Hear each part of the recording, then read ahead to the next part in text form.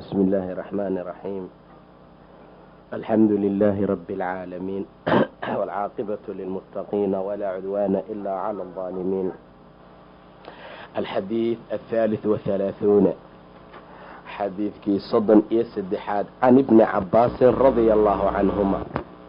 عبد الله بن عباس إلهي هكراضي النقضاء وحال وري أن الرسول الله رسولك إلهي صلى الله عليه وسلم قال إنه يري لو يعطى الناس dadka haddii la siin lahaa bidacwaahum sheegashadooda laaddaca ama laddaca rijaalun ragaa waxay ku andacoon lahaayeen amase ay sheegan lahaayeen amwaala qowmin qoomumaalkooda iyo wadimaa'ahum dhiigagooda ayay sheegan lahaayeen ama rag kama tegi lahayn qoom dhiigoodii maalkooda. laakiin albayinatu laakiin markhaatigu cala almuddaci ninka muddaciga dushiisa ayay ahaatoo wax sheeganaya.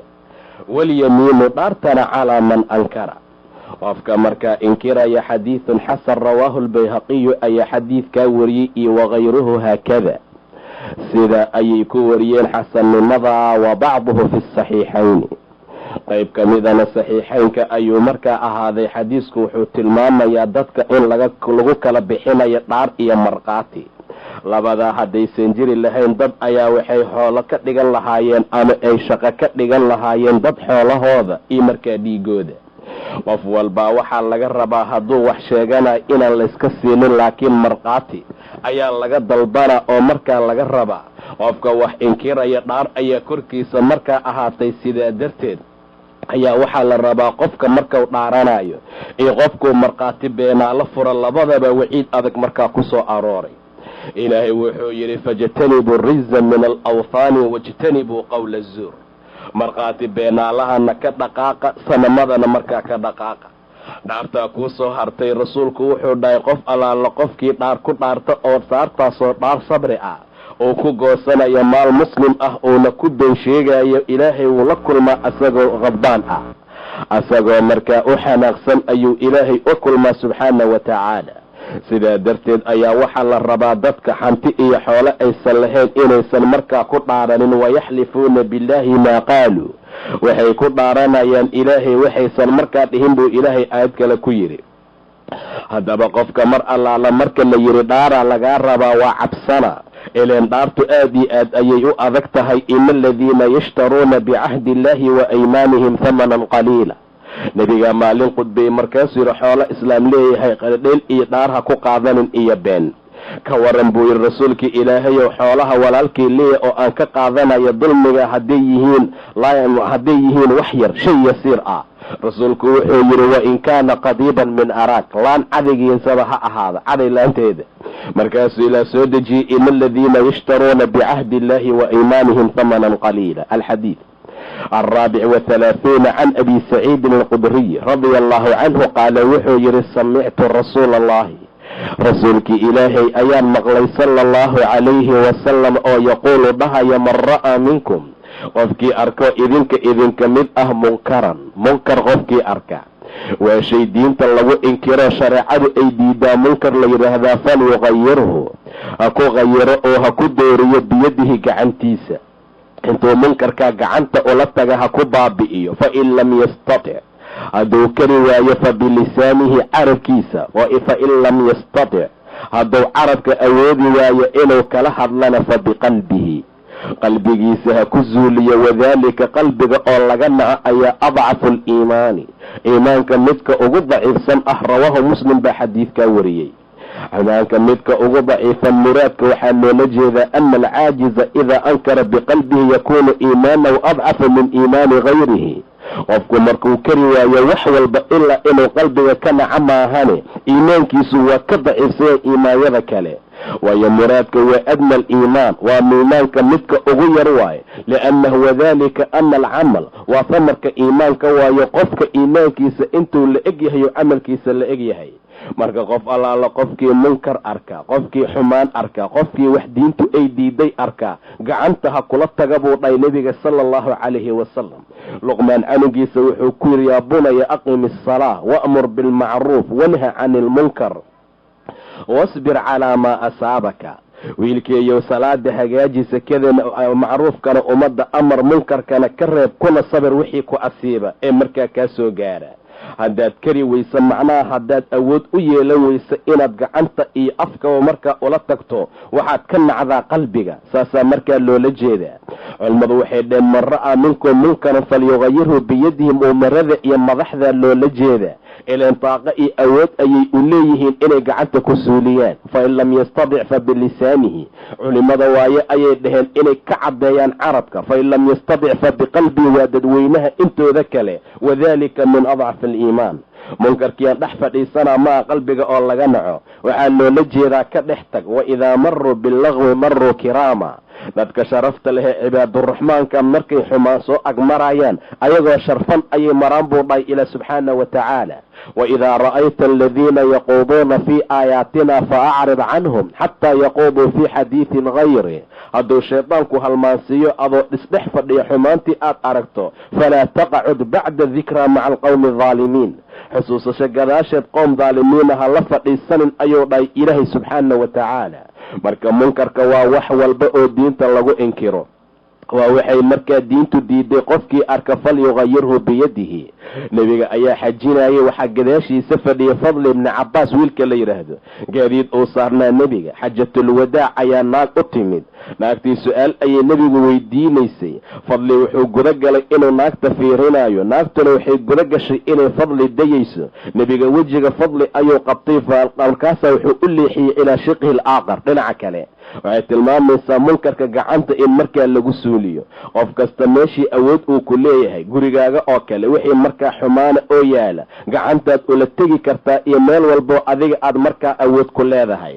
haddii dhib aad ka cabsanayso xumaanta inaad gacanta kula baabi'iso, hadday ku suurageli karto, markaa waa inaad afka kala hadashaa, aad u sheegtay ilan taasaa korkaaga ah. tiiyaad kari weyse buu dhahay, waa inaad qalbiga ka nacdaa. riwaayad kale ayaa ku dartay qalbiga oo laga naca wax ka dambeeyo iimaana markaa ma jiro. ilan qofka xumaantii ayuu markaa dhex galay. alxadiid alkhamis wahalaahuuna, xadiidkii 35 can abi hurayrata radia allahu canhu qaal, abi hurayra wuxuu yihi qaala rasuulullaahi, rasuulkii alla wuxuu dhahay sala allahu calayhi wasalam, laa taxaasaduu, ha isxasdina, walaa tanaajashuu, ha isfallisina, walaa tabaaqaduu, ha isku caroonina, walaa tadaabaruu, ha isku dibjeedinina, walaa yabic, yuusan gedin bacdukum qaarkiin calaa bayci bacdin, qaarkiin qaarka kale beeciisa dushiisa yuu ka gadanin, ee wakunuu ahaada cibaadallaahi, yaa cibaadallah, addoommada ilaahayow ikhwaanan walaala noqda buu dhahay nebiga. waayo almuslimu akhulmuslim, muslimka muslimka kale waa walaalkiis. laa yadlimuhu, ma dulmiyo, walaa yakhduluhu, ma dhagro, walaa yakdibuhu, ma beeniyo ama ma u been sheega, walaa yaxqiruhu, mana xaqiro oo ma liido. attaqwa haahuna, taqwadana meeshan waaye buu dhahay nebiga. wayushiiru ilaa sadrihi, xabadkiisa ayuu tilmaamay 3 maraatin, 3 mar. bixasbi imri'in, shaksi waxaa ugu filan min ashari, shar xaggeeda an yaxqira, inuu xaqiro akhaahu lmuslima, walaalkiis muslima inuu xaqiro uu liido ayaa shar ugu filan. qofka muslimkaa shar oo dhan hadduu ka badbaado, laakiin walaalkiis muslima uu xaqiro uu liido, intaasaa markaa shar ugu filan buu dhahay nebiga. kullu lmuslimi muslim dhammaantiis cala almuslimi, muslimka kale korkiisa xaraamun, xaraam ayuu ka yahay, damuhu, dhiiggiisa, wamaaluhu, maalkiisa, iyo wacirduhu, sharafkiisaba. intaasoo dhan ayay ka tahay buu dhahay ila subxaana wa tacaala nebigiisa. muslimka kale korkiisa wuxuu ka yahay xaraam, dhiiggiisa inuu daadiyo, maalkiisa inuu qaato, iyo sharaftiisa inuu markaa wax u dhimo. abi hurayra xadiiska warinaya. sidaa darteed wuxuu xadiiskuna tusayaa dhaqanka muslimiinta dhexdooda loogu talagalay, iyo sida midkoodkan kale la raba inuu ugula mucaamaloodo. muslimiintu waa walaala, hadday iska hor yimaadaanna dhibaato fara badan ayaa ka imaanaya. maca daalika ayaa khilaafka iyo dhibaatada iyo xarbada waxay ka mid tahay waxyaabaha dhibka muslimiinta u keena. inay murmaan ama ay doodaan ayaa aayado kale loogu diiday. rasuulku wuxuu dhahay laa taxaasaduu, ha isxasdina. xaasidnimada waxaa loola jeedaa waa tamani, qofka uu tamaniyo qofkan kale inuu mataqaanaa nimcada uu haysta ay ka soo wareegto oo ay isagu markaa usoo wareegto. xadiid ayuu ku dhahay nebiga, iyaakum walxasad, xaasidnimadan idinkala digayaa, waayo xaasidnimadu waxay cuntaa qofka xasanaadka uu samaysto sida uu qoryaha dabka u cuno oo kale buu dhahay nebiga, ama cooska. marka sidaa darteed ha isxasdina. xaasidnimadu waa arrin aad iyo aad u xun oo qofka qalbigiisa gasha, dhibaato aad iyo aad u weyn waayo. qofka muslimka markuu khayr helana waa naxaysaa, markuu shar helana waa ku farxaysaa. waa xaasidnimo. sidaa darteed baa xaasidka ilaahay laga magan galaa, wa min shari xaasidin idaa xasada, mar allaale markuu xasdaayo xaasidnimada. sidaa darteed buu ilaahay yidhi, am yaxsuduuna annaasa calaa maa aataahum allahu min fadlihi, dadka maad ku xasdaysaan wuxuu ilaahay siiyo fadligiisa ah, oo owlaad ah, oo cilmi ah, oo maal ah, oo hanti ah, oo adduun ah. taamaad dadka ku xasdaysiin buu dhahay ilaahay. am yaxsuduuna annaasa calaa maa aataahum allahu min fadlihi faqad aataynaa aala ibraahiima alkitaaba waalxikmata wa aataynaahu mulkan cadiiman, mulki cadiima ayaan siinay ibraahim. ilaahay weydiista fadligiisa. laa taxaasaduu, ha isxasdina buu dhahay ilaa subxaana wa tacaala. walaa tanaajashuu, ha isfallisina. najashka waxaa loola jeedaa in qofka kale waxa uu gadayo uu ku siyaadiyo tamanta iyo lacagta. najshi ayaa la yidhaahdaa, ama fallisaad waxay ka timaadaa dadka dilaalada inta badan. marka suuqa la joogaa neef la naadina, 40 baa loo jooga, yaa ku daraya. midaa dhahaya anaa 50 ka dhigay, 50aa loo jooga. midkaa 50ka ka dhigaya waa beentiis oo inuu gato ma rabo. waxaa la rabaa qof kale oo walaalkiisa in lagu dhagro saman badan markaa laga qaado. inta badan dilaalada iyo dadka xoolaha leh waa isla jiraan, dadkay wax ku siyaadiyaan keliya waa mamnuuc. walaa tanaajashuu, ha isfallisina buu dhahay ilaahay subxaana wa tacaala nebigiisa. najshiga iyo fallisaada ayaduna waa mamnuuc. sidaa darteed waa arrin aan loo baahnayn. maca daalika waxaa la rabaa qofka muslimka ah mar allaala marka dilaalnimadu ay tahay shay, macnaha fallisaada ay tahay, yaa ku daraya keliya. oo qofka beeca markaa loo wada jooga dhibaato ma ku sugna, waa la dhihi karaa intaasaa loo jooga, yaa ku darsanaya. laakiin qofka wax ku daraya iyo qofka xoolaha naadinaya waa inuusan xiriir markaa ka dhexaynin. qofkan hadduu rabo daacadnimo inuu u gato oo intaasaan ku dara uu dhaho, dhibaato markaa ma laha. walaa tanaajashuu walaa tabaaqaduu, ha isku caroonina ayuu yidhi nabiga sala allahu calayhi wasalam. tabaaqadka waxaa loola jeedaa caro dadka muslimiinta ay markaa isku qaadaan. waa shay aad iyo aad markaa u xun, muslimiinta dhibaato ayay u tahay. weliba xadiid kale ayaa tilmaamaya qofka kale walaalkii inuu ka aamusnaado, ka xanaaqsanaado 3 maalmood wax ka badan inay mamnuuc tahay. maalin walbo ithnayna ama maalin kastoo khamiisa acmaalaha ilaahayaa loo dhiibaa oo loo gudbiyaa. malaa'igtuu leeyahay u dembi dhaafa addoon walba oo aan shirki samaynin. dembiga aad ka soo qorteen u tirtira addoommadayda. ilaa 2 qofood oo shaxno iyo colaad iyo iska caroosho ay ka dhexaysa maahane. unduruu haadayni, labadan u kaadiye oo suga ilaa ay ka heshiinayaan ayuu dhahaa ilaahay subxaana wa tacaala. 3 maalmood wax ka badan waa mamnuuc. walaa tabaaqaduu walaa tadaabaruu, ha isku dibjeedinina. tadaaburka waa hijro. walaalkaa aad ka hijroota hadduu arka inuu dhabarka u jeediyo ama dhabarka u jeediyo, taasoo la diidayaa. laa yuxilu limuslim an yahjura aqaahu fawqa 3 ayaamin, 3 ayaam. 3 maalmood wax ka badan inuu ka aamusnaadaa mamnuuca. ayagoo kulmaaya, midkaana uu jeesto kana uu jeesto buu dhahay nebiga. wa khayruhumaa, labadooda waxaa u khayr badan alladii yabda'u bisalaam, midka salaanta bilaaba ayaa markaa u khayr badan. sidaa darteed ha isku dibjeedinina. walaa tusacir khadaka linnaasi, dhabankaaga dadka ha aadinin buu dhahay ilaahay asagoo luqmaan nooga waramaya sida uu wiilkiisa u waaniyey. walaa tadaabaruu walaa yabic, yuusan gedin bacdukum qaarkiin calaa bayci bacdin, qaarkiin kale beyciisa dushiisa yuu ka gedin. labadaba way ku timaadaa. qofka wax gadanayana waa loola jeedaa, qofka wax gadayna waa dhici kartaa. matalan dukaankaad aaday waxaad rabtaa inaad surwaal gadato. surwaalkii aad gorgorsanaysaad leedahay, meeqaad iga siinaysaa? 50 riyaal ayaa lagu dhahay. nin kale ayaa dhahaya anaa 60kaa siinaya. waa mamnuuc, liannahu labadaa way heshiiyeen. maca daalika beeca walaalkaa ha ka korgedin. ninka wax gadanayo waxay uga timaadaa 2 qofood oo wax isla gadanaysa is-ag fadhiya. kan markuu dhaho 50kaa siina, inuu dhaho war ka soo tag anaa 40kaa siinaaye. ayadana markaa mamnuuc waaye. walaa yabic bacdukum calaa bayci bacdin wakunuu, ahaada cibaadallaahi addoomadii ilaahayow ikhwaanan walaala noqda almuslimu akhulmuslim waayo muslimka kale waa walaalkiis laa yadlimuhu ma dulmiya buu dhahay nebiga sala allahu calayhi wasalam. dulmiga wuu ka ilaaliyaa. dulmiga waan soo marnay waa shay mamnuuca oo marka aan la ogolayn.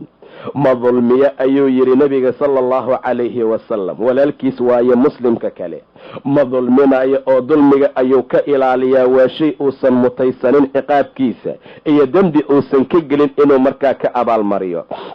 taasaa markaa loola jeedaa idan ma dulmiyo walaalkii muslimka ah. walaa yakhduluhu ma hoojiyo. waa amarkiisa agtiisa macruuf iyo wixii mataqaanaa munkar iyo waxaasoo dhan iyo waxa uu ka dalbado oo xuquuqaad ah ama nasrigiisa iyo inuu u kaalmeeyo kama dego amase kama taga mar allaala markuu u baahan yahay inuu markaa inuu mataqaana u nasriyo. walaa yakdulu waxaa dhici karta cadow uma dhiibo, ma hoojinayo oo intuu god khiyaano u qodo markaa ma koridayo qofka muslimka ah. walaa yaxqiruhu macnaha walaa yakdibuhu mana beeniyo. hadalka uu u sheega beentiis waayo ma dhow ama asaga laftigiisa uma been sheego. walaa yaxqiruhu mana xaqiro. taxqiirka waxaa loola jeedaa inuu liido ama uu yaso. taasaa markaa laga wadaa sidaa darteed ma yasaayo yaraan darteed, ma u liidayo qabiil darteed, ma u liidayo xoolo la-aan darteed. sidaasaa lagu yaqaanaa walaa yaxqiruhu. mana xaqirayo oo ma liidaayo oo mid hoos u dhigaya markaa ma ahee mar walba wuxuu u arkaa walaalkii rasmiga ee xaqa inuu markaa yahay. taxqiirka aad iyo aad ayuu u dhib badan yahay, waana kibirka ku xambaara qofka. ila rasuulku wuxuu yidhi ha kibrina. qof kasta oo qalbigiisa wax yar oo kibira uu ku jira jannada ilaahay ma galo. nin baa dhahay rasuulkii allow dharkeenu waxaan jecelnahay ama xadkeen uu jecel yahay kaba fiican iyo dhar fiican inuu markaa labisto. see waaye rasuulku wuxuu yidhi ina allaha jamiilun yuxibu aljamaal. ilaahay waa jamiil, jamaalkana waa jecel yahay subxaana wa tacaala. laakiin waxaa loola jeedaa kibirka aan idin sheegayo waa xaqa oo laga kibro oo laga santaagoo la diido iyo dadkoo la xaqira buu dhahay sala allahu calayhi wasalam. marka in dadka la xaqira ama la yaso ama la liidaa waa dhibaato. attaqwa haahuna, taqwada meeshaan waaye ayuu yidhi. taqwada xaqa ah ee dhabtee xaqiiqda waa qalbiga. saasuu rasuulku tilmaamay sala allahu calayhi wasalam. attaqwa taqwada iyo cabsida dhabta ah ee xaqaa haahuna meeshaan waaye. wayushiiru ilaa sadrihi, laabtiisa ayuu tilmaamay nebiga 3 maraatin. bixasbi imri'in, qof waxaa ugu filan min ashari, sharna waxaa ugu filan an yaxqira, inuu xaqiro aqaahu lmuslima walaalkii muslim ah. waxaa loola jeedaa qofka hadduu ka fogaado ama uu iska ilaaliyo shar iyo xumaan iyo dhammaan oo dhan waxaa ku filan inuu xaqiro ama uu yaso walaalkii muslim ah. kullu lmuslimi muslim kasta cala almuslimi muslimka kale korkiisa xaraamun, xaraam buu uga yahay damuhu dhiigiisa inuu daadiyo, wamaaluhu maalkiisa inuu dhaco ama uu qaato, iyo wa cirduhu sharafkiisa inuu markaa hoos u dhigo iyo sharafkiisa inuu markaa liido ama uu hoos u dhigo. intaasoo dhan markaa mamnuucay ka tahay. alxadiid xadiidkii 36 can abi hurayrata radia allahu canhu qaala wuxuu can abi hurayrata radia allahu canhu can innabiyi, nebiga wuxuu ka wariyey sala allahu calayhi wasalama qaala inuu dhahay nebiga man nafasa qofkii ka fayda can mu'minin qof mu'min ah kurbatan kurbahaysay oo min kurabi dunyaa adduunka kurbooyinkiisa kamida nafasa allaahu ilaahayaa ka fayda canhu xaggiisa kurbatan kurba oo min kurabi yowmi alqiyaamati maalinta qiyaamo kurbooyinkooda kamida. waman yasara qofkii u fududeeya calaa mucsirin qof la cusleeyey oo culus korkiisa yasara allaahu ilaahayaa ka fududeeya calayhi korkiisa fi dunyaa waalaakhira adduun iyo aakhira.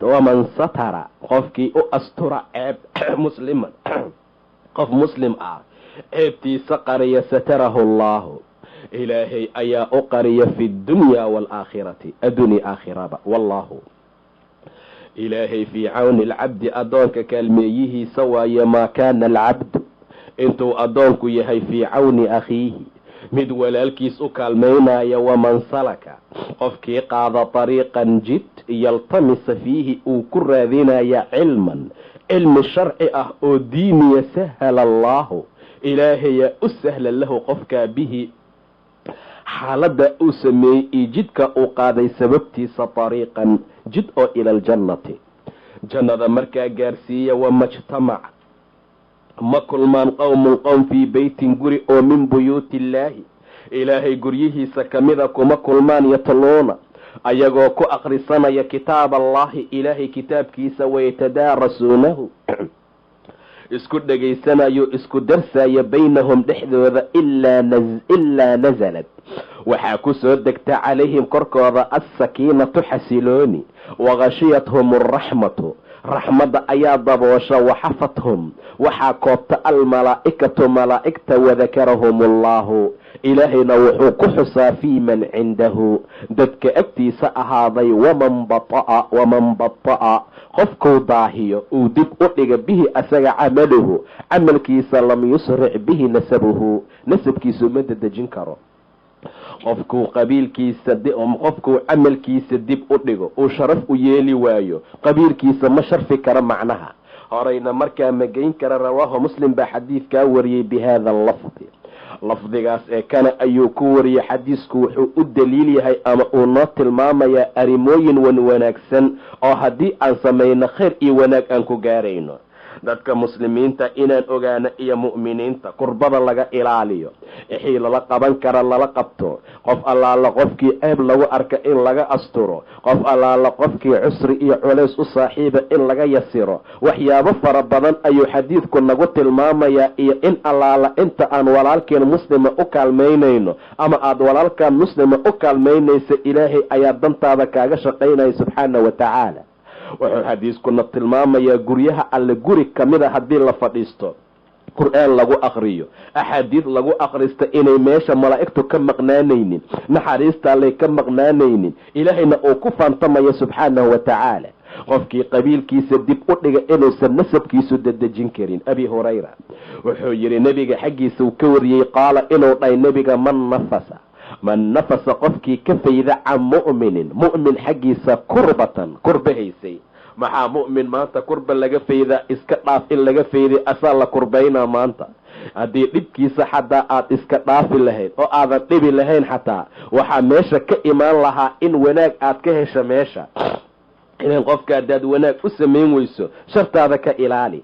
maca daalika ayaa maanta sidii loo kurbayn lahaa mu'minka kurba ay u asiibi lahayd ayaa dadaal iyo shir iyo waxyaabo kale markaa loogu jiraa. man nafasa can mu'minin kurbatan min kurabi dunya, kurba adduun haddaad ka qaada nafasa allahu canhu, ilaahay baa qafkiisa ka qaada qofkaa kurbatan kurba oo min kurabi yawmi alqiyaama, maalinta qiyaamo kurbooyinkooda ka mid ah. waa kurbaysnaa, dhibaataa haysatay, meel ayuu dhibaato ka ahaa, waad ka fayday arrintii, waxbaad la qabatay, dadkii baad kala hadashay, say noqotaba kurba haysay ayaad ka qaaday. ilaahayaa kurba adduun iyo mid aakhiro kaa faydaay. waman yasara qofkii u fududeeya calaa mucsirin qof mucsir ah oo la cusleeyey, yasara allahu calayhi ilaahay baa mankaa dushiisa u fududeeya fi dunya waalaakhira, adduun iyo aakhiraba. deyn baad ku lahayd, deyntii ayuu dhiibi waayey, waad u fududayso waad ka cafisay asagoo dhan, amase waad ka sugtay ilaa uu ka helayo. ribo iyo waxyaabo kale korka kama saarin, hadda waxayga isii ma dhihin, dagaal iyo waxyaabo kale kuma samayn. ilaahayaa adduun iyo aakhira kuu fududaynaya adigana.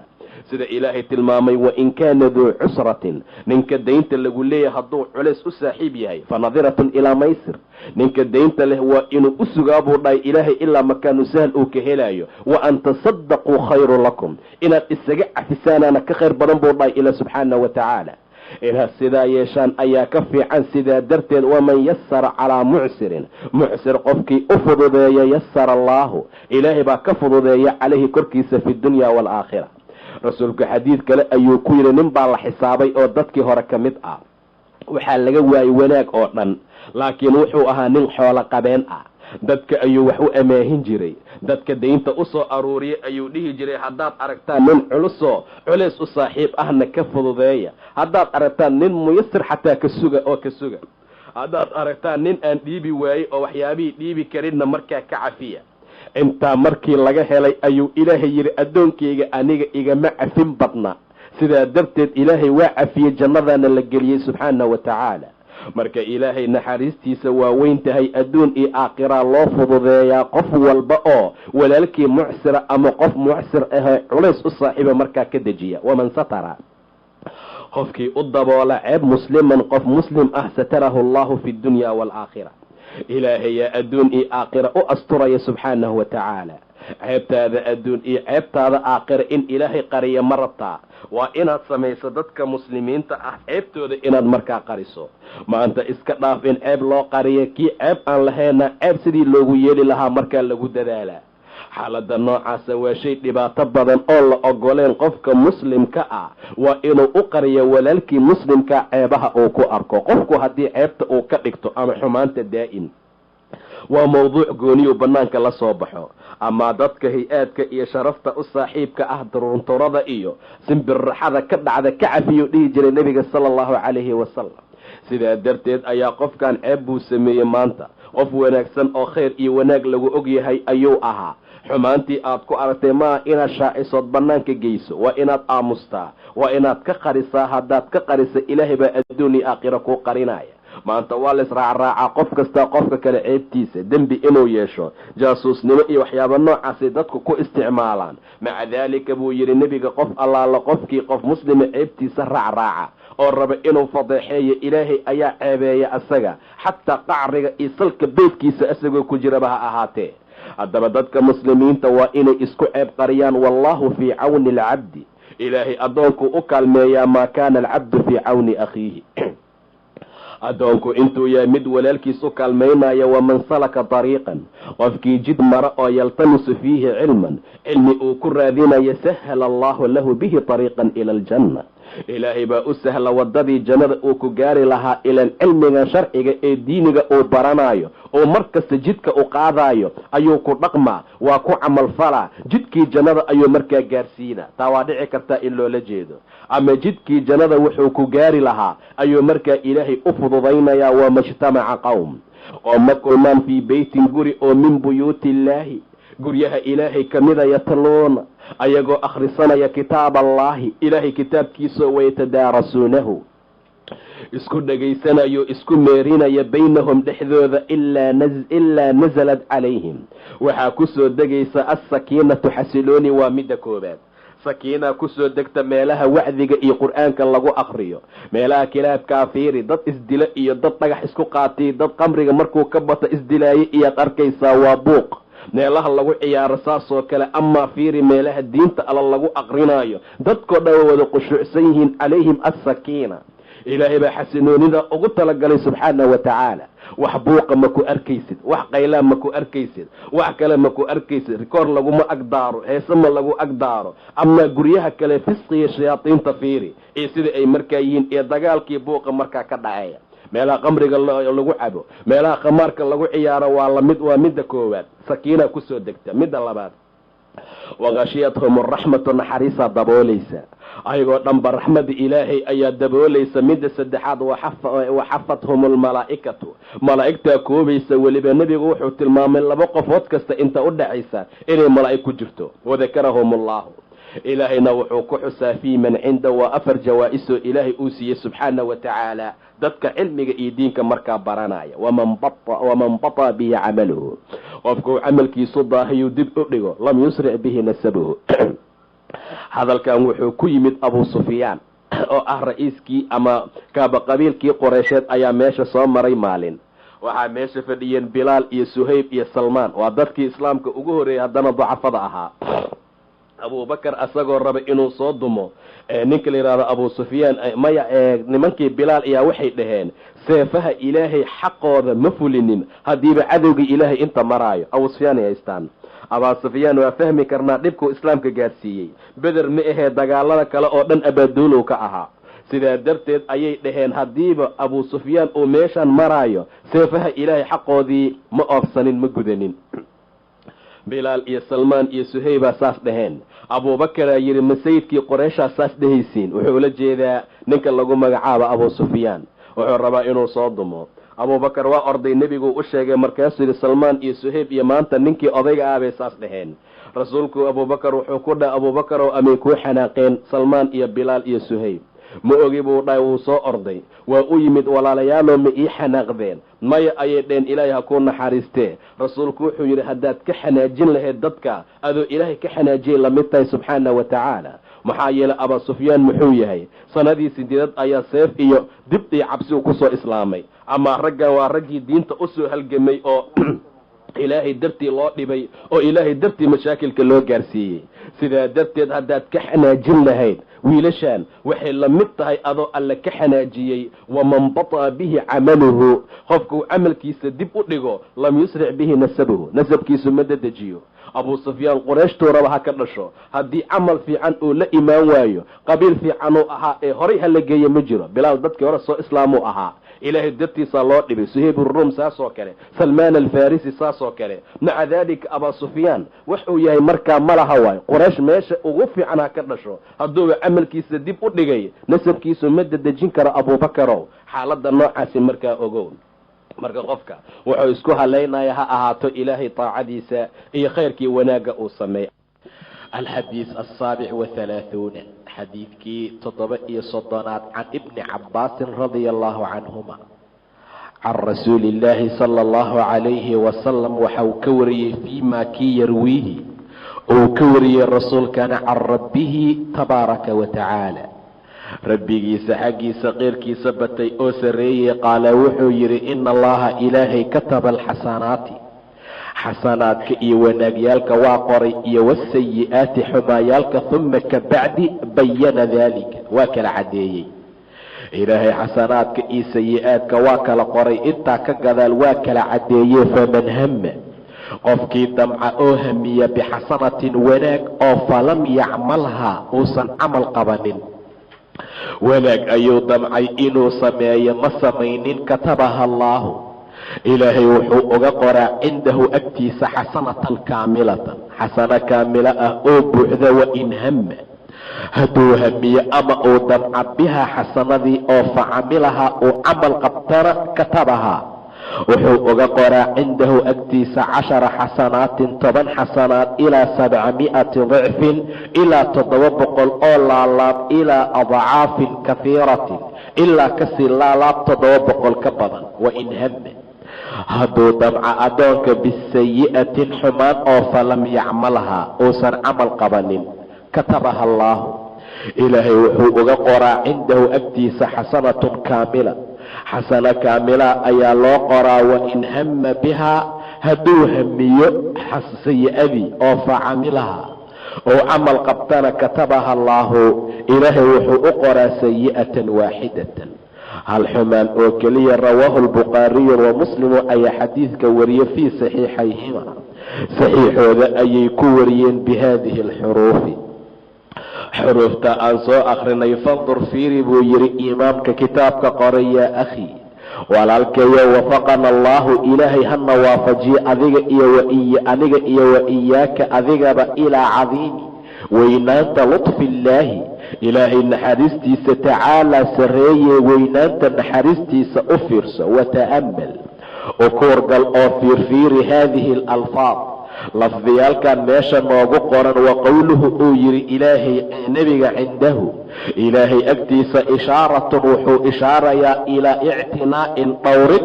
biha xasanada markaa loo dhowro, waayo ilaahay agtiisa ayaa la yidhi wixii alla agtiisa yaalaa ma dayacmo. wa qowluhu qowlkiisa uu yidhi kaamilatan waa lita'kiid iyo wa shiddati alictinaa'i biha, waa ta'kiid iyo adkayn iyo ilaalinta loo ilaaliyo shiddadeedii adeegeeda. wa qaal wuxuu yidhi fi sayi'ati xumaantii allatii xumaantaasoo hama bihaa uu hamiyey, uma kabacdi tarakahaa uu ka tegay, katabaha allah ilaahay wuxuu uga qoraa cindahu agtiisa xasanatan kaamila.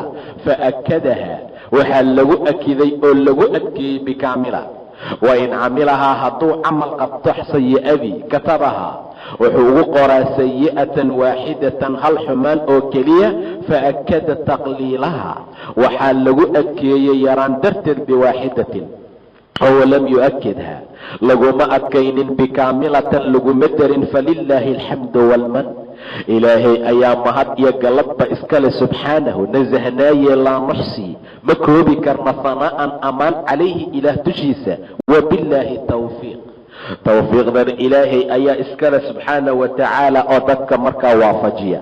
xadiidku waa xadiid bishaaro cadiima ku sugan. cabdullaahi bni cabbaas nebiga waxa uu ka sheegay inuu ilaahay ka wariyey inuu rabbi inuu qoray xasanaadka iyo sayi-aadka. in allaha kataba alxasanaati wasayi-aat uma bayana dalika. intaa ka gadaalna uu kala caddeeyey. hadalka u fiirsa meesha ku qoran qofkii xasano damca oo aan samaynin xasanadii xasana kaamila loo qoraa. hadduu hamiyo ou haddana sameeyo waa loo laalaabaa ilaa 700 oo laalaab. hadduu hamiyo sayi-o oo sayi-adii xumaantii uusan samayn uu ka tago waxaa loo qoraa xasanaad. haddii sayi-adii uu hamiye uu sameeyana hal sayi-a keliya loo qoraa buu dhahay ilaahay subxaana wa tacaala.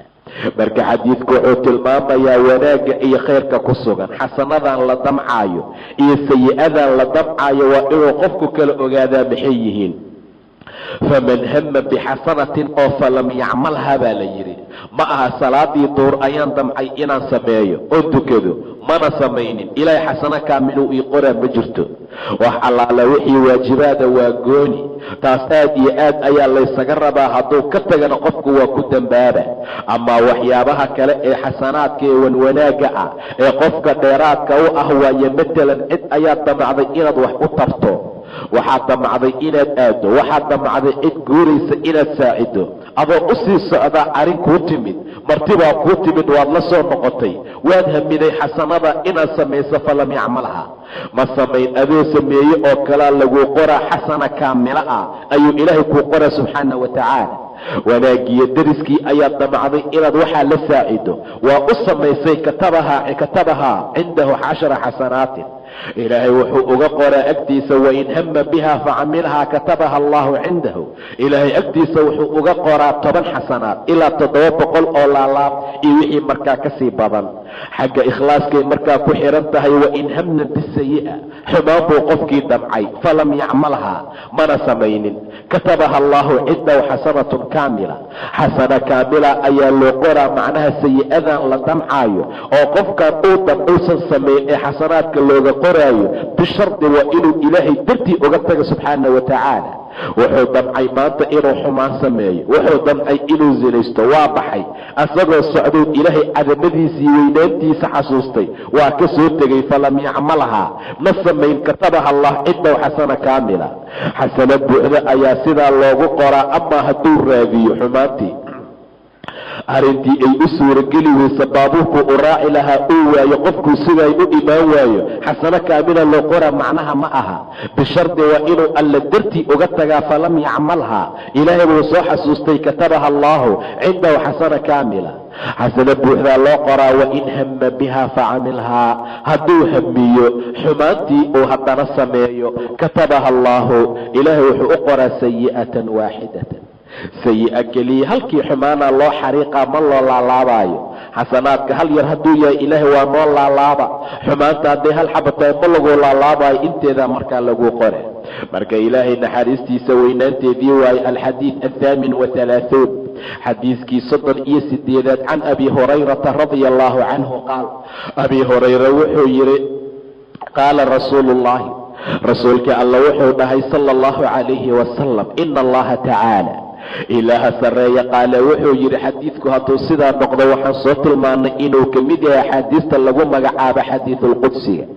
man caadaa lii waliyan qofkii weli ani ii sugnaada coleeya oo gooya oo naca waa qof awliye ah oo weli ilaahay ah. qofkii olaadiya faqad aadantuhu bilxarbi dagaal ayaan ogeysiiyey buu dhahay ilaa subxaanahu wa tacaala. anaa la dagaalamaya buu dhahay qof awliye ah oo adduunka jooga qofkii markaa dhiba. wamaa taqaraba waxaana loo tilmaamayaa awliyanimada waxa lagu noqdo.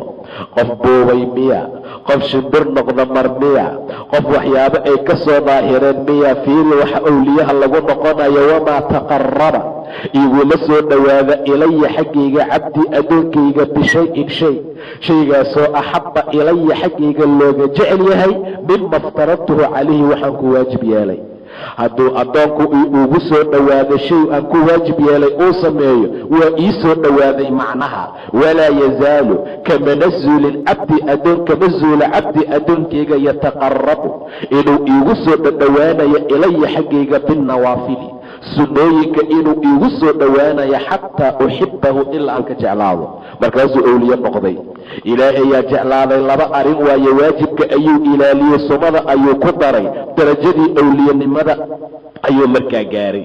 markuu owliyowsuu noqonaa fa idaa axbabtuhu haddii aan jeclaado kuntu samcahu maqalkiisaan noqdaa alladii yasmacu bihi uu wax ku maqlo. xumaantaan ka ilaaliyaa, muusikada ma ku dhagaystay wuxuu alla diiday, waxyaabaha xataa ma ku raaxa ma ku dhagaysanayo, dhegihiisaan noqdaa uu wax ku dhagaysto. wa basarahu araggiisaan ahaadaa alladii yubsiru bihi uu wax ku arko, indhihiisa ayuu xaqa mee xumaan ku fiirinayn, diinta alla ayuu ku fiirinaa, qur-aankuu ku aqrinaa. wayadahu gacantiisaan ahaadaa allatii yabdisha biha uu wax ku taabto, gacanta uu wax ku qabanaya ahaana xumaantaa laga ilaaliyaa. waxyaaba ku xadi maayo, dadku dili maayo, ma ku qayilaayo. warijlahu lugtiisaan ahaanayaa allatii yamshi biha uu ku socdo. wala in sa'alanii addoonka saas loo hagay oo loo wanaajiyey hadduu iweydiista buu dhahay ilaahay layucطiyannahu waan siiye wala in istacaadanii hadduu imagangalana laaciidannahu waa magangelina.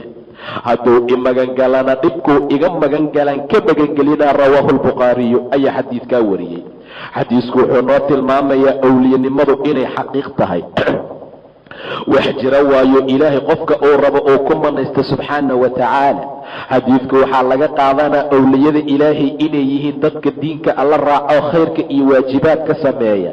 ilaahay weli ayuu u yahay. allahu waliyu aladiina aamanuu dadka mu'miniinta ayuu tawaliyaa umuurahooda. sidaa darteed ayuu ilaahay u ballan qaaday inuu la dagaalami doono qof owliye ah, qof allaala qofkii markaa dhiba. owliyaalkii ilaahay maanta waa la dhibay, waa la caayay, waa la diiday, dhib kale la gaarsiiyey. maca daalika waxaa la rabaa dadka muslimiinta inay ilaaliyaan sharafka uu leeyahay qofka weliga ah. ilaah wuxuu leeyahay man caadaa lii waliyan faqad aadantuhu bilxarbi. dagaal ayaan ogeysiiyey 3 shiiq ama 4 shiiqoo sanadihii la siyaarta ma aha owliyada lagu tilmaamaayo. laakiin welinimada xaqiiqda waa qofka alla aaminoo ka cabsada ilaahay. alaa ina wliyaa allahi laa khawfun calayhim walaa hum yaxzanuun. yay yihiin owliyada aan cabsan oon murgoonin qiyaamaha. waaladiina aamanuu wa kaanuu yattaquuna waa qofka ilaahay aaminoo taqwada ilaah ku dadaalay. welinimada waa shay dhaba oo markaa jirta. owliyanimada qof allaala qofkii weli uusan ahayn sheegta waa daalim. qofkii owliyada barya waa mushrik. qofkii weli uusan ahayn sheegta waa daalim. qof allaala qofkii ilaahay kayrkii la baryana mushrik ayuu markaa noqonaa. qofkii diida ama inkirana waa kaafir. sidaa darteed ayaa la rabaa shaksi walba inuu asaga owliye noqdo. maxaa lagu noqdaa? waajibaadkaa la ilaaliyaa. wamaa taqaraba iguma soo dhowaada ilaya xaggayga cabdii addoonkayga bishayin shay axabba ilaya xaggayga loogu jecel yahay mima aftaradtuhu calayhi. waxa ilaahay uu kugu jecel yahay uu kugu jeclaanayo ugu dhowaanaysid waa inaad waajibka ilaaliso. 5 salaadood ilaali oo jamiica ku duko. ramadaanka soon, xumaanta ka tag, wanaagga sameey. ilaahay ayaad u dhowaatay subxaana wa tacaala. mayaa la leeyahay ninkan waa dhaxal suge, jagadii aabbihiisa owliyanimaduu suga, ma tukanayo, ma soomaayo, wuxuu samaynayo male. markii ugu dambaysay wuxuu ciyaaraya ciyaar, aabbihiisaa dhintayo weli ahaa, taajkii dharkii caddaa owlinimadaa loo geli. wax ka jiraa ma laha. owliyanimada wax layska dhaxla ma aha, mana la dhaxlay. qofku wuxuu shaqaysta waay. waxay yidhaahdeen owliyanimada waa layska dhaxlaa. waxaana u daliila wakaana abuuhumaa saalixan. wax ka jiraa ma aha. aabboodaa saalix ahaa, welinimadii ka dhaxleen lagama wada. aayadda saa tilmaantay. qof allaala qofkii sugaaya oo raba asagoon weliyanimo tabcanin inuu weli noqdo ha islu goynin. owliyada ilaahay waxaa lagu noqdaa taacada ilaahay yaa la fuliyaa iyo waajibaadka. walaa yazaalu cabdii addoonkayga kama zuula yataqarabu ilaya binnawaafili inuu sunnooyinka iigu soo dhadhowaanayo xataa uxibahu ilaa aan ka jeclaado. darajadii awliyanimada ayuu qaatay, waajibkuu ilaaliyey. faidaa axbabtuhu markaan jeclaado kuntu samcahu maqalkiisaan ahaadaa aladii yasmacu bihi uu wax ku maqlo, wa basarahu aladii yabsiru bihi aragga uu ku arkaan ahaana, wayadahu alatii yabdishu biha dhegtiisaan ahaadaa asagoo maka jooga ayuu xamar wax ka maqlaa ma aha. indhihiisaan ahaadaa ma aha in loola jeedo asagoo inta jooga wuxuu arkayaa waxyaabaha quluubta dadka ku jira. quluubulcaarifiina lahaa cuyuunaa la yidhaahdaa, dadka quluubulcaarifiinta la dhaho oo dadka qalbigooda waxa ku jira yaqaana, indho ayay leeyihiin oo may aysan dadku wax ka arkayn ayay ka arkayeen. waa kidbi iyo been iyo waxaan wax ka jirin waayo. qalbiga bani aadamka wax ogaan karaa ma laha ilaa ilaahay maahana subxaana wa tacaala. ninkuu nebigu ku qeyliyey wuxuu dhahay qalbigiisa maa jeexdood fiirisay, maxaa kuu tirsaday waxa qalbiga ku jira. daahirkiisa markaa fiiri, indhihiisaan ahaadaa xumaantaa laga ilaaliyaa waaye. gacantiisaan ahaadaa uu wax ku qabto, ma aha gacantiisa asoo inta joogu beled kale wax ka keena. lugtiisaan ahaana uu ku socdo. waxaa lagu leeyahay waxaan uga soo tagnay xamar, waxaan ku aragnay asagoo nooga horeeya dawaafka kacbada xajka. wax ka jira male arrinta noocaas ah. lugtiisaan ahaada uu ku socdo, xumaantaa laga ilaaliyaa. daacada ilaahayuu kula socdaa, khayrkuu ku dadaalaa, masaajidkuu ku aadaa, meelaha fisqiga kuma aado. saasaa markaa loogu talagalay. awliyada in la baryo waa xaaraam. ma la tuugi karo, roobna ma la weydiisan karo, waayo ayaga wax weydiistaba. wala in sa'alanii hadduu i weydiista buu dhahay ilaahay la uctiyanna waan siina, walain istacaadanii la uciidannahu hadduu i magangalana waa magangelina. asagaaba ilaahay magangelaaya, asagaa laga rabaa magangalka ilaahay inuu badiyo alla tuugsado. saasaa laga rabaa ee asaga in la baryaa markaa ma aha. awliyanimo ma laysku dhaxlay? haddii laysku dhaxli lahaa nebi nuux iyo nebi luud ah ilmahoodii naagahooda ku dhaxli lahaa. nuux asagoo u jeeda cunugiisa hortiisa lagu ciqaabay oo yidhi wiilkiiyow kaalay doonta nala soo kor, ha ahaanin kuwa kaafiriintaa, saawi ilaa jabal buu yidhi. buurtaasaan kori doona, iyadaa iga ilaalin doonta biyaha. laa caasima alyawm maanta wax ilaalinaya amarka ilaahay ma jiraa loogu jawaabay ilaa qofku ilaah u naxariista maahane. sidaa darteed ayaa qofka muslimkaa waxaa laga rabaa inuu xaaladahaasoo dhan ogaado. awliye buurtaan naqaanaa maanta, markay rabaan shimbir iska dhiga, markay rabaan wax iska dhiga. sheekh cabdiqaadira wuxuu iska dhigi jiray leeyihiin ee libaax iyo bani aadam yaa karaamo badan. karaamada waxay ku jirtaa waa qofka bani aadamka ah. sharaftuu lahaa shiiqay hoos u dhigeen. libaax oo la fahmi kara xataa dhar uu cawradiisa ku qasada inuusan qaadanin shiiqii laga dhigay, saasuu markaa noqona. wax ka jiraa markaa ma lehe awliyada ilaahay. dhibka iyo mashaakilka ha laga dhaafo. qubuurtooda in la tago oo ciid laga qaatoo la cunaa ma aha. in awlaadda sii la dhaha ma aha. in roob la weydiistaa ma aha. intaasoo dhan waa awood ilaahay leeyahay subxaana wa tacaala.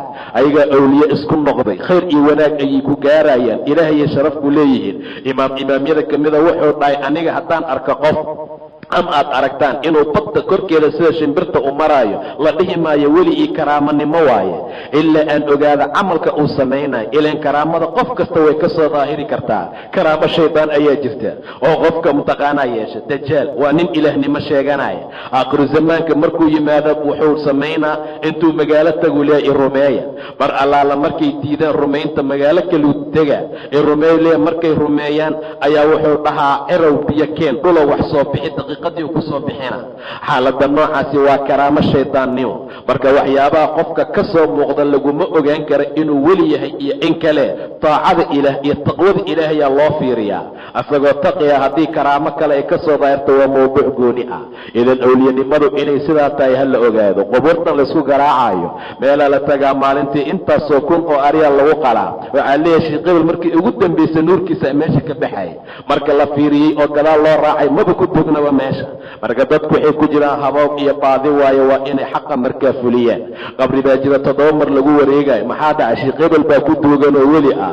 weli ha ahaadee yaa dhahay ha lagu wareegsado, yaa dhahay caradiisa ha la qaato, naagtii dhaliweysaa la siiyaa, qof allaala qofkii dhibku dhacaa la siiyaa. xaaladda noocaas mamnuuc waaye. wala in sa'alanii la uctiyannahu siiye oo siiye, walain istacaadanii la aciidannahu waa magangelinayaa buu dhahay ilaahay. rawaahu lbukhaariyu. alxadiis 39 xadiiskii 39 can ibni cabaasin radia allahu canhuma ana rasuula allahi rasuulkii ilaahay sala allahu calayhi wasalam qaala wuxuu yidhi ina allaha ilaahay tajaawaza waa uu ka dhaafay lii aniga dartay can ummatii ummadeyda alkhata'a gafka wanisyaana ilowshaha iyo wamastukrihuu calayhi wixii lagu igraahoo lagu qasbao markaa waa loo cafiyey. xadiidun xasan rawaahu ibnu maajah baa xadiidkaa wariyey walbayhaqiyun iyo wakayruhuma kayrkooda bow intaaba waa wariyeen. xadiidku wuxuu tilmaamayaa wax walbo ummaddan khayraad oo wanaagoo markaa la siiye gobol ka mid ah.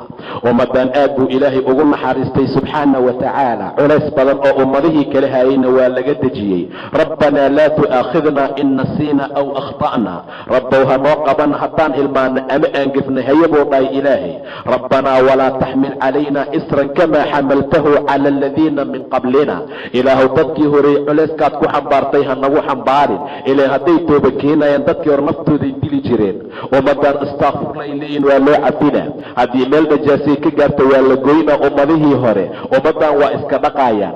ummadihii hore masjid meehe meel kale ay ku tukan karaan ma laha. ummaddan meeshay rabaan ayay markaa ku tukanayaan. xaaladaasoo dhan ayaa jirta. ummadihii hore biyay kuwiis qaadanayaan. ummaddan hadday biyo waayaan meel allaala meeshay ciiday kuwiis qaadanayaan. ilaahow hanoo qabanin haddaan gefno ama aan hilmaano. sidaa darteed ayuu ilaahay subxaana wa tacaala ummaddan wuxuu ka dhaafay waxay gafaan, wuxuu ka dhaafay waxay hilmaamaan, wuxuu ka dhaafay wixii lagu qasba. ina allaha ilaahay tajaawaza waa uu ka dhaafay lii aniga can ummatii ummadayda xaggeeda wuxuu uga dhaafay alkhata wixii kama uga dhaca wanisyaana waxay iloobaan iyo wamastukrihuu calayh wixii lagu igraaho khata'a. waxaa loola jeedaa adigoo wax lama filaan u sameeya. qof mu'mina ayaad dishay si kama ayaad markaa u dishay. wamaa kaana limu'minin an yaqtula mu'minan ilaa khata'an, ilaa gaf inuu u dilo maahane. qofkii mu'min khata u dila fataxriiru raqaba ayaa laga rabaa inuu qoor xoreeyo iyo diyo uu ku sallimayo ehelkiisa. saasuu ilaahay amrayaa. wixii noocaasa ayaa khata loola jeedaa. kasoo ekaasha wax la dhaha ayaa jira. qofaadan ugu talagelin inaad disho, ol yaraad ku dhufatay wuu dhintay iyo waxyaabo markaa lamid ah. wixii noocaasa ilaahay ummadda waa ka cafiye. nisyaanka waa ilowshaha. adoo iska fadhiyo khayr u fadhiya salaadii doorka hilmaantay markaa soo xasuusataad tukanaysaa. adoo soomanaad wax cuntay waad cabtay waa iska wadanaysaa soonkaaga. kafaara gud ma laha, mana soo jebin, mana kaa jebin, mana soo qallaynaysid. waa nisyaan, waa qofka wuxuu markaa hilmaamo. taana markaa waa loo dhaafay. wamastukrihuu calayhi wixii lagu igraahoo lagu qasbo. gaal noqaa lagu dhahay ama waa lagu dila. gaalaan noqday dhe. hadday dadka kaa tagaana sidaada markaa ahaw. maca daalika naagtaada fur, haddii kale waa lagu dilaa. xabad inta laguu qaatay waa furay dhe, ma furmayso. wamastukrihuu calayhi. ilaahay subxaana wa tacaala nabigiisa camaar markii ibni yaasir markii aabiis iyo hooyadiis la dilay oo u yimid oo la dili rabay ayuu dhahay kaafira ahay. intuu nebiga waa iska daayeen. intuu nebiga u yimid oo arrintii u sheegay, rasuulku wuxuu dhahay qalbigaaga see ka helaysaa, deganaan iyo iimaanaan ka helaa buu dhahay. man kafara billaahi buu soo dejiyey ilaahay. qofkii ilaahay ku kufriya min bacdi iimaanihi rumayntiisa ka bacdi ilaa man ukriha qof la qasbay maahane wa qalbuhu mutma'inun biliimaan ka wax looma haysto. hadday kuu soo noqdaanay kalaa ku noqdaan haddana ka laaba buu dhahay nabiga sal allahu calayh wasalam. wax dhibaata markaa kuma jirtee. intaasoo dhan ummadda waa loo dhaafay. alxadiid alarbacuuna xadiidkii afartanaad can ibni cumara radia allahu canhuma qaal. ibnu cumar wuxuu yidhi akhada rasuulullaahi rasuulku wuxuu qabtay sala allahu calayhi wasalam bimankabi garabkayga. faqaala wuxuu ii yidhi kun ahaw fi dunya adduunka kaannaka gariib, sidii musaafir oo kale. yaa ku siiyey adduunka meliid mana degelid, musaafiraad ku tahay. ow caabiru sabiilin ama caabiri sabiilin, mid jid goynaya oo kale ku noqo. wa kaana ibnu cumar ibnu cumar wuxuu ahaa radia allahu canhuma yaquul mid yidhaahda idaa amsayta haddaad galabaysatana falaa tantadir isabaaxa subaxa sugin. waidaa asbaxta haddaad subxaysatana falaa tantadir ilmasaa'a galabtii ha sugin. wakhud qaado min sixatika caafimaadkaada limaradika jiradaada u qaado. wa min xayaatika noloshaadana limowtiga geeridaada u qaado. rawaahu lbukhaariyu baa xadiidkaa wariyey. xadiidku wuxuu noo tilmaamayaa inaan adduunka u iilanin, inaana watan ka dhiganin, nafteena inaan ugu sheekaynin dheeraantadeeda inaanan ka qabsanin ilaa waxa qariibka ee waddankiisa meel aan ahayn jooga wuxuu samaysta maahane kaasoo raba inuu ehelkiisa u noqdo. waayo meelaha qariibka aad ku tahay guri kama dhisatid, waa adigaa og tahay inaad meeshii ka tegayso. sidaa darteed ayuu Salmaan alfarisi wuxuu dhahay saaxiibkaya i amray, nebigu ula jeedaa inaanan adduunka ka samaysan ilaa ka mataaci raakibi, ninka raakibka wax mataacdiisa oo kale maahane. ila ninka raakibka ee musaafirka wax badan ma qaadanayo, boorso wax yar markaa ku rita ee gurigiisa waxa ku jira oo dhan ma qaato, iyo xagga zuhdiga adduunka inaan wax yar markaa ka qaato. ibnu cumar wuxuu dhahay rasuulkaa garabkayga qabtay, wuxuu ii yidhi sidii qariib noqo, musaafir oo kale. adduunka qofka musaafirkaa wax yar ayuu joogaa, macnaha qofka musaafirka ah wadankuu safarka ku yahay wax yaruu joogaa waa ka noqdaa, amase mid jid goynaayo. laamiga markaa goynaysa ma dhex fadhiisatid, labada dhinac inaad iska firisaad gudubtaa. ibnu cumar wuxuu yidhi haddaad galabtii gaartana subaxdii ha sugin, oo subaxaad gaari doontaa ha dhihin. haddaad haddana subaxdii gaarta galab ha sugin, adoo saasa geeridaa ku timaado. waqud min sixatika limaradika, wuxuu ula jeedaa intaad caafimaad qabto diinta ku dadaal intaadan jiranin. wa min xayaatika limowtika, wuxuu ka wadaa intaad nooshahay geerida aan la gaarin dadaal oo diinta alla raac intaysa markaa geerida ku imaanin. camal fiican oo wanaagsanna samay. alxadiid 41 xadiidkii 41 can abi muxamed cabdillaahi bni camr ibni caas radia allahu canhuma. cabdullaahi bni camar ibni caas canug cajiib badan ayuu ahaa. wiilashii cabdullaahi ku magac cabdullaahiyaasha loo bixiyey oo ugu cilmiga badnaa ayuu ka mid yahay. waa ninkii abi hurayra yidhi ninkaa keliya iga xadiid badan, asaga waa qori jiray anigana ma qori jirin buu yidhi abi hurayra radia allahu canhu. qaala wuxuu yidhi qaala rasuulullaahi, rasuulka alla wuxuu dhahay sala allahu calayhi wasalam, laa yu'minu ma rumayn axadukum axadkiin xataa yakuuna ilaa aan ahaada hawaahu hawadiisa, xataa yakuuna ilaa uu ahaadana hawaahu hawadiisa tabacan mid raacday limaa ji'ta bihi wixii aan la imid ilaa hawadiisu ay ka raacdo. ninka axadka iimaan ma laha. xadiidun xasanu saxiix rawaynaahu fii kitaabi alxuja ayaan ku warinay biisnaadin saxiixin, asagoo sanad saxiixa markaa qaba. xadiidku wuxuu tilmaamayaa shaksiga waa inuu jeclaado kitaabka ilaah iyo sunnada nebiga. wax walbay khilaafaan waa inuu khilaafo, wax walbay u diraan waa inuu sameeyo. ilaahay baa yidhi wamaa kaana limu'minin walaa mu'minatin idaa qada allahu warasuuluhu amran an yakuuna lahum alkhiyaratu min amrihim. mu'min wiil ah iyo mu'minad gabadh ah haddii ilaah iyo rasuulkiisa amar ay xukmiyaan inay wax doortaan owla uma aha. weligood ma dhihi karaan waxaasaan rabnaa, haddiiba mar ilaahay dhaho iyo nebiga saasa hala sameeyo. waman yacsi allaha warasuulahu faqad dalla dalaalan mubiinan. qofkii ilaah iyo rasuulkiisa caasiya dhumid cad ayuu markaa dhumay. axadka iimaan malaa ilaa hawadiisu ay ka raacda wuxuu rasuulku la yimid sala allahu calayhi wasalam. man yutic arasuula faqad ataaca allah, qofkii rasuulka ateeca asagoo ilaahay ateecay ayay markaa la mid tahay. wax walba oo nebigaa sameeyey lagu yidhi waa inaad samaysaa. ani haddaan shaaficiye ahay dee madhabteyda ma qabta ha dhihin. haddii nebigaa saasiri lagu dhaho, anigu haddaan maalikiye ahay madhabteyda ma qabta ha dhihin. madhab laguma soo dirin, nebigaa laguu diray sala allahu calayhi wasalam. sidaa darteed laa yu'minu axadukum axadkiin ma rumayn iimaan kaamila xataa yakuuna hawaa ilaa hawadiisu ay ahaato tabacan limaa ji'ta bihi, mid raacday wixii aan markaa la imid.